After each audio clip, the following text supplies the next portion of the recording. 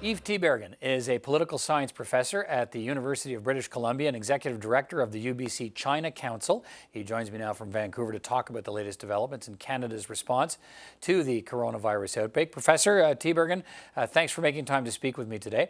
The World Health Organization has now declared this outbreak a global health emergency. What do you think are the challenges facing the Canadian government now in trying to get approval from the Chinese for the evacuation of those nearly 200 Canadians who want to be taken back to Canada? Um, I expect that it's going to be all the usual technical administrative loopholes with the various bureaucracies, but Canada is not the first, right? They have let the US evacuate, they've let Japan evacuate first, and then the Australians and Europeans. So at this point, the Chinese side should have a routine. So I expect that it's going to be okay, right? It's just a matter of working and doing the arrangements. Apparently, they have delayed. No, I've seen the reports for the Japanese or the Europeans. There was a delay by a day, but eventually they got through. So Right. I mean, and some of the suggestion is we're hearing that the Chinese are very sensitive to images of foreigners trying to flee the country because of this outbreak. How much do you think that plays into this whole, I guess, delay, if I can put it that way, or the process of trying to get approval to move these Canadians?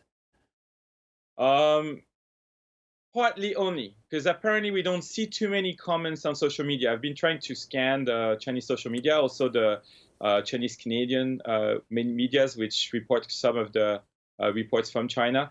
And we don't see too much, right? It's very quiet on this front. They're really more focused on what's happening to them.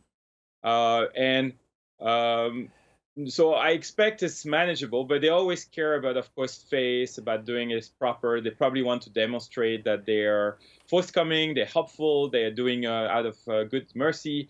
And meanwhile, of course, the countries are respecting rules and doing everything properly. So there's probably an emphasis on process, but so far we don't see a crisis around the evacuation of foreigners. Right. Have you seen some movement uh, in the way China has dealt with this? And I ask you that because the World Health Organization today praised China for its transparency and its efforts to control the outbreak, which is a marked departure from the way it responded to the SARS outbreak. What do you think of China's handling of this situation? Does it demonstrate a change for you? Yes, so there's three steps in what happened. There is December, where the virus was discovered. Then there is January, when it was in Wuhan. And then there's the last phase, the last 10 days. On the first phase, China did very well. That is, they were forthcoming that there was a new virus. They coded it. They got the sequence, the genetic sequencing, and they shared it within 2 weeks of the very first outbreak in December. And so worldwide, everybody has had access to that sequence. That's why they have been testing developed around the world. We have a test everywhere, including Canada. The second phase was within Wuhan, and there it was slow, right? They didn't take as seriously the crisis as it should have been taken. There was, report of doctors or ambulance doctors who were scared by what was happening, who thought it was a SARS-like process, and they were shut down. A couple of doctors were arrested. And we know now the Supreme Court of China just announced that the doctors who had been arrested by the police were wrongly arrested, and they blamed the police and they ordered to free those people. So that was in the second phase, some mistakes there. Third phase, in the last 10 days, when it became an issue of the central government, they shut down the city of Wuhan and other cities, 50 million people, and they're much more forthcoming about the number of sick people, and they are letting foreign countries come in and evacuate their foreigners. There is also talk that they will let the CDC of the US and other experts from other countries come in. We don't see them on the ground yet, but if they let them come in, that's a major departure as well. Okay. Let me ask you, do you think we've seen, I mean, Canada talks, the Canadian government, the Prime Minister and various ministers are talking about the challenges and the protocols of trying to get these Canadians out. And yet some of the critics here are saying, look, how come the Americans have got them out? How come the Europeans have got them out? How come the Japanese are getting them out? And wondering whether, the deteriorated diplomatic relationship between Canada and China is at play at all here. What do you think of that? Is it playing any role in Canada's ability to get those Canadians out? So it's too early to tell. There's no sign of that. I don't think so. In the end, if the Canadians get out tomorrow instead of yesterday, the difference is not big.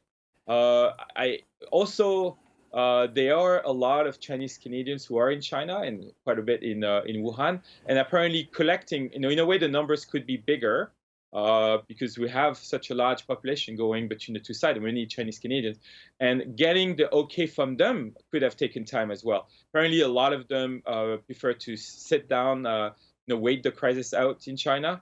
Others want to go out. And so to collect on that information when you have a bigger number could be a technical issue.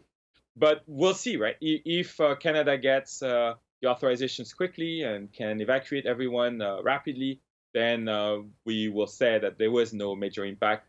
My guess is, the crisis of the relationship doesn't affect that level normally. There is no, that would be very petty. I don't expect to, but the proof will be, what happens, right? Okay, We'll let's see. finish quickly on this if I can. What kind of economic impact could this outbreak have, not just on the Canadian economy, but on the global economy, if it persists for some time? Yeah, it's going to be a big impact in the short term, and then it's a matter of how long it lasts, right? We know that people have estimated that the Chinese GDP will be hit more than 1%. Out of a 6% annual growth, maybe 1% down, or 1.2, 1.3, and it's reverberating across all the supply chains because we know some of the supply chains, affected in the rest of Asia. And eventually, in the rest of the world, will be affected because production is stopping in many places. And then, of course, tourism is falling apart. International connections are falling apart. Many flights are canceled now between China and the rest of the world. So there is an impact. But the SARS example tell us that eventually there was a bounce back. So far, the best estimation will be a SARS-like phenomenon with a sharp cut and then eventually a bouncing back, but still a loss for the year. All right, Professor Yves Tiberghien joining us from Vancouver this evening. Thank you so much for your time. Appreciate it. Pleasure being here.